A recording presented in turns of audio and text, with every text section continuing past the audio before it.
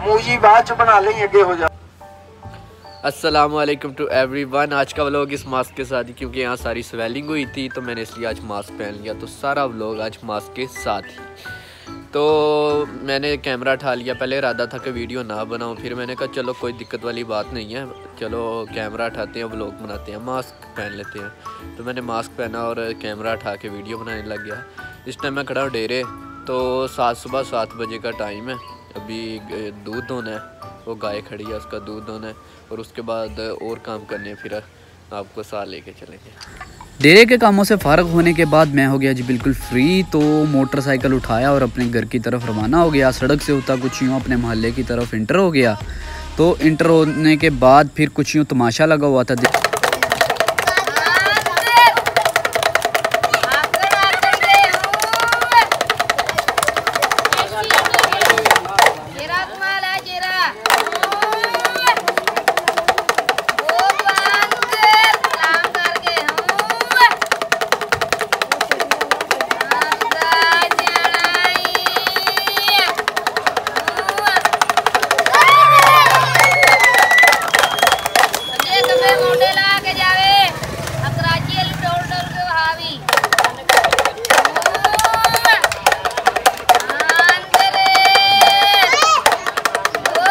तो बंदर का तमाशा तो आपने ज़रूर देखा होगा। अगर देखा है तो कमेंट सेक्शन में ज़रूर बताइए। अगर नहीं देखा तो यकीनन अब तो आपने देख ही लिया होगा।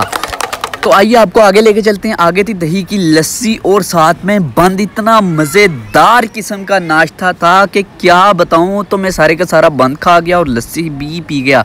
उसके बाद मैं चला गया अबू जान के साथ वाले गांव ग्रोसरी करने। साथ वाले गांव मैं इसलिए गया था क्योंकि हमारे यहाँ भी दुकानें थे, लेकिन इस दुकान की सर्विस फैसिलिटी बहुत तगड़ी किस्म की और शानदार किस्म की थी।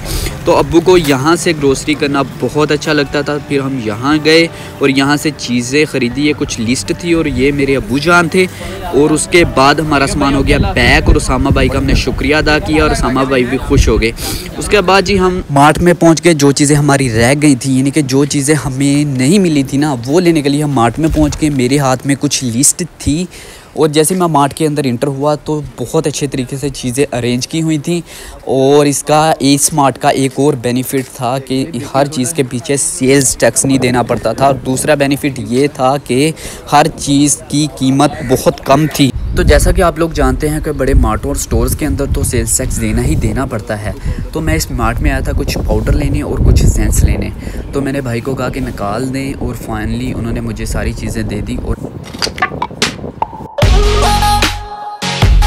उसके बाद जी हमने ख़रीदा अचार 2 किस्म का था, एक लसूड़ों वाला, एक मिक्स। लसूड़ों वाला अब्बू ने अपने लिए लिया था और दूसरा हमारे लिए। उसके बाद फिर मोटरसाइकिल वाले का फ़ोन आ गया तो मैं गाँव वापस आया और मोटरसाइकिल बिल्कुल चमचमाती नई किस्म की लग रही थी। A to Z ऊपर से मैंने चेक किया।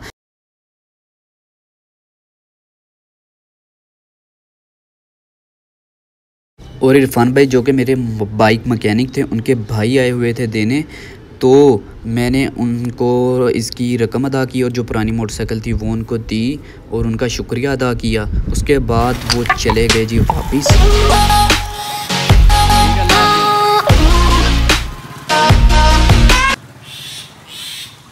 मोटरसाइकिल रिसीव करने के बाद मैं चला गया जी कब्रिस्तान। एक दोस्त की वालदा का इंतकाल हो गया था तो मैंने नमाज जनाजा अता की और दुआए मग़फ़रत भी की। ये मेरी वालदा थी। अल्लाह ताला मेरी वालदा को जन्नतुल फिरदौस में आला मकाम अता फ़रमाए। और अगली कब्र मेरी चाचू की थी, अल्लाह ताला उनको भी जन्नतुल फिरदौस में आला मकाम अता फ़रमाए। और तमाम मुसलमानों के तमाम अज़ीज़ जितने भी फ़ौत हो चुके हैं सबको अल्लाह ताला जन्नतुल फिरदौस में आला मकाम अता फ़रमाए। तो कब्रिस्तान आके कुछ पता चल रहा था कि यार सब ने मर के यहीं आना है। और कितने ही लोग, राजे महाराजे बादशाह, सब लोग दफन होकर आखिर यहीं पर आए हैं। आखिर मौत है।